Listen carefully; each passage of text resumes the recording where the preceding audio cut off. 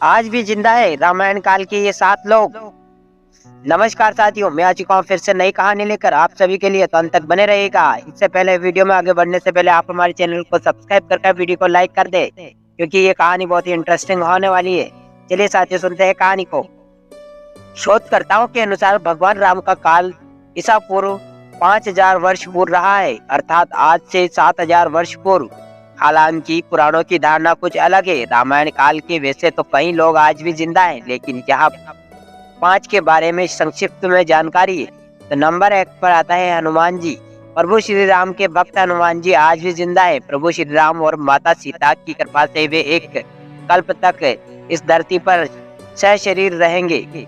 Number 2 पर आता है विभीषण। भगवान श्री राम ने रावण के अनुज विभीषण को अजर अमर होने का वरदान दिया था। विभीषण जी सप्त चिरंजीवियों में से एक हैं और अभी तक विद्यमान है। विभीषण को भी हनुमान जी की तरह चिरंजीवी होने का वरदान मिला है। वो भी आज सशरीर जीवित है। नंबर 3 पर आता है काकभुसुंडी। भगवान गरुड़ को राम कथा सुनाने वाले काकभुसुंडी को उनके गुरु लोमश ऋषि ने इच्छा मृत्यु का वरदान दिया था।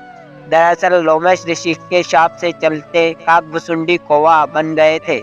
लोमश ऋषि को बाद में इसका पश्चाताप हुआ। तब उन्होंने काकभुसुंडी को बुलाकर शाप से मुक्त होने के साथ ही राम मंत्र दिया और इच्छा मृत्यु का वरदान भी दिया। कहते हैं कि कौवे का शरीर पाने के बाद भी राम मंत्र मिलने के कारण उस शरीर से उन्हें प्रेम हो गया और वे कौवे के रूप में ही रहने लगे।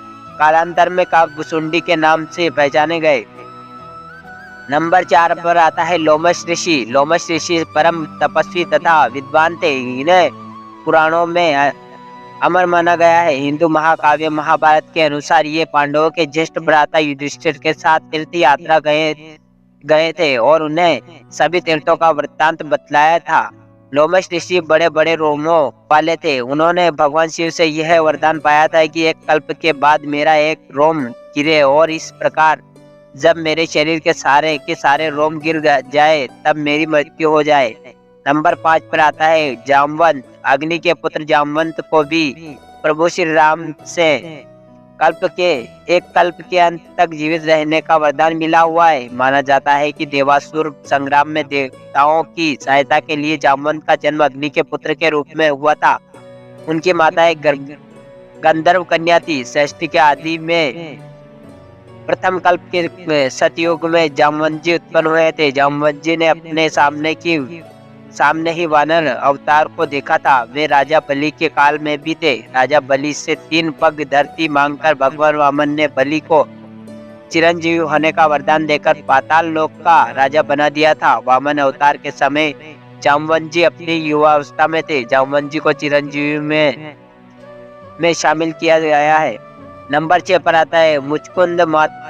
मानदाता के पुत्र मुचकुंद त्रेता युग में इक्ष्वाकु वंश के राजा थे।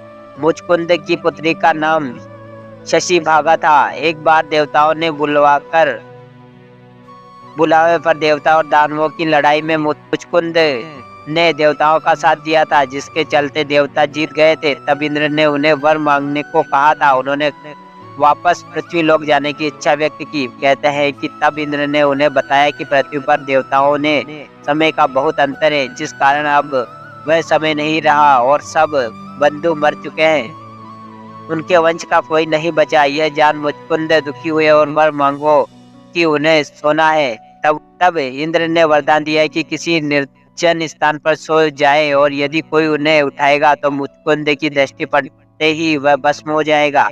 द्वापर में जब काल यवन और श्री कृष्ण में द्वंद्व युद्ध का जय हो गया, तब काल यवन श्री कृष्ण की ओर दौड़ा। श्री कृष्ण तुरंत ही दूसरी ओर मुंह करके रणभूमि से भाग चले और काल यवन उन्हें पकड़ने के लिए उनके पीछे पीछे दौड़ने लगा। श्री कृष्ण लीला करते हुए भाग रहे थे। काल यवन पग पग पर यही समझता था कि अब पकड़ा तब पकड़ा। इस प्रकार भगवान बहुत दूर एक पहाड़ी की गुफा में घुस गए। उनके पीछे काल यवन भी घुस गया। वहां उसने एक दूसरे की मनुष्य को सोते हुए देखा। उसे देखकर काल यवन ने सोचा, मुझसे बचने के लिए श्री कृष्ण इस तरह भेष बदलकर छुप गए हैं। देखो तो सही, मुझे मूर्ख बनाकर अब साधु बाबा बनकर सो रहा है। इसने ऐसा कहकर उसने सोए हुए व्यक्ति को कसकर एक लात मारी।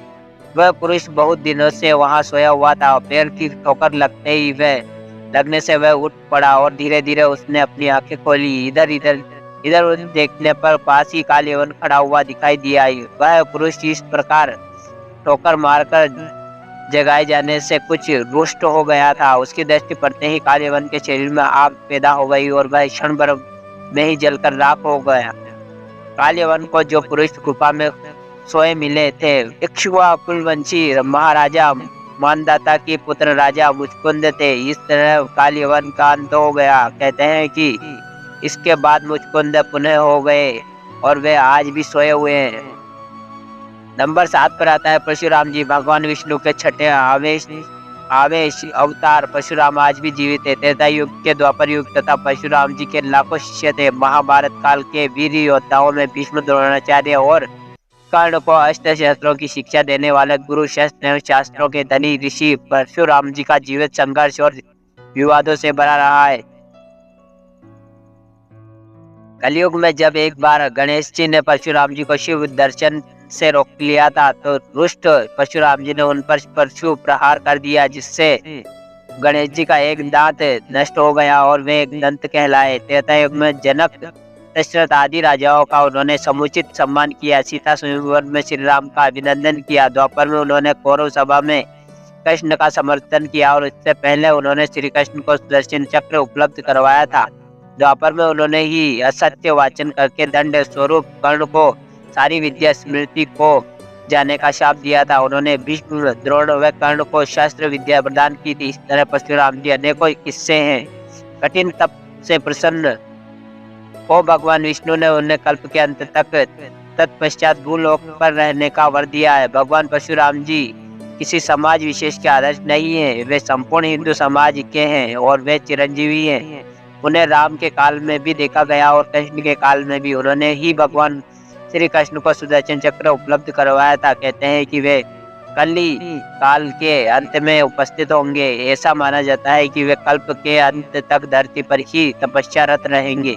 पौराणिक कथा में वर्णित है कि महेंद्रगिरी पर्वत भगवान परशुराम जी के तप की जगह थी और अंततः वह उसी पर्वत पर कल्पांत तक के लिए तपस्यारत होने के लिए चले गए थे। तो साथियों, ये थी आज की कहानी। आई होप आपको पसंद आएगी। पसंद आए तो हमारे चैनल को सब्सक्राइब कर वीडियो को लाइक कर दीजिएगा।